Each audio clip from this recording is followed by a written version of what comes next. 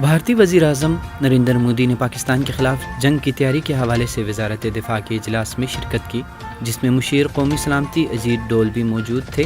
وزیر اعظم کو بریفنگ میں بتایا گیا کہ تینوں فورسز پاکستان کے خلاف کسی بھی کارروائی کے لیے تیار ہیں۔ وزیر اعظم مودی نے تینوں فورسز کو مکمل اختیارات کی یقین دہانی کراتے ہوئے کہا وہ اس بات کو یقینی بنائیں کہ کارروائی کا نشانہ فوجی اہداف ہوں گے۔ الجزائر کے صدر عبدالعزیز مستعفی ہو گئے۔ الجزائر کے صدر عبدالعزیز 20 برس تک اقتدار میں رہنے کے بعد مستعفی ہو گئے۔ 82 سالہ عبدالعزیز نے مستعفی ہونے کا فیصلہ عوامی احتجاج اور مظاہروں کے سلسلے کے نتیجے میں کیا۔ اسلامی انقلاب کے رہنما آیت اللہ سید علی خامنئی نے ایران میں حالیہ سیلاب کے متاثرین کے ساتھ اظہار یکجہتی پر عوام کے اس اقدام کو سراہا۔ آیت اللہ خامنئی بعثت کے موقع پر حکام، عوام اور غیر ملکی سفیروں کے اجتماع سے خطاب فرما رہے تھے۔ اس موقع پر ان کا کہنا تھا اسلام میں جنگ کا تصور ظالم طاقتوں اور ان کی جارحانہ کارروائیوں کو روکنے کے لیے ہے۔ ان کا کہنا تھا کہ اسلام کا مقصد جارحیت کو روکنا ہے۔ کنٹرول لائن پر بھارتی فوج کی جارحیت، 3 جوان سمیت 4 شہید، جوابی کارروائی میں 7 بھارتی فوجی ہلاک۔ کنٹرول لائن پر بھارت کی بلا اشتعال فائرنگ سے 1 شہری اور 3 جوان شہید ہو گئے، جبکہ پاک فوج کی جوابی کارروائی میں 7 اہلکار مارے گئے ہیں۔ ذوالفقار علی بھٹو کی 40ویں برسی آج منائی جا رہی ہے۔ مرکزی تقریب کے انتظامات مکمل۔ سابق وزیر اعظم اور پیپلز پارٹی کے بانی ذوالفقار علی بھٹو کی 40ویں برسی آج ملک بھر میں عقیدت و احترام کے ساتھ منائی جائے گی۔ گڑھی خدا بخش میں مرکزی تقریب اور جلسے کی تیاریاں مکمل ہو گئی ہیں۔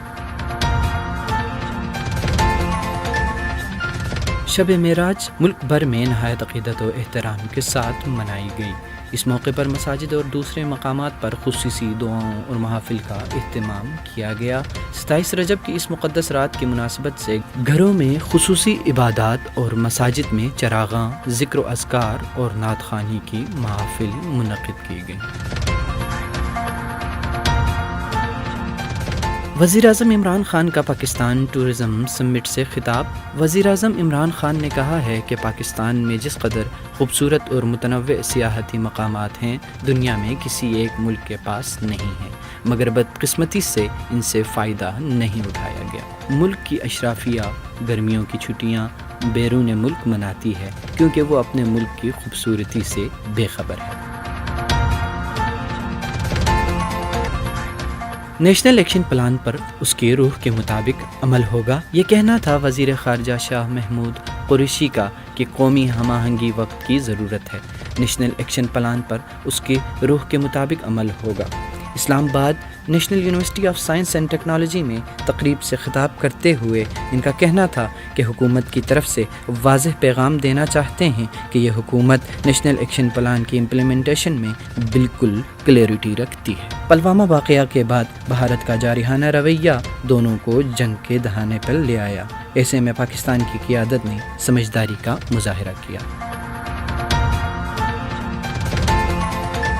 ملک میں صنعتی زونز کے قیام سے بے روزگاری پر قابو پانے میں مدد ملے گی۔ وزیر اعظم کے معاون خصوصی ذوالفقار علی بخاری کا بین الاقوامی کانفرنس سے خطاب کرتے ہوئے یہ کہنا تھا کہ ملک میں صنعتی زونز کے قیام سے بے روزگاری پر قابو پانے میں مدد ملے گی۔ نوجوانوں کی صلاحیتوں کے بہتر استعمال کے لیے عالمی اداروں سے مشاورت کر رہے ہیں۔ نوجوانوں کو ہنرمند بنا کر روزگار کے قابل بنایا جا سکتا ہے۔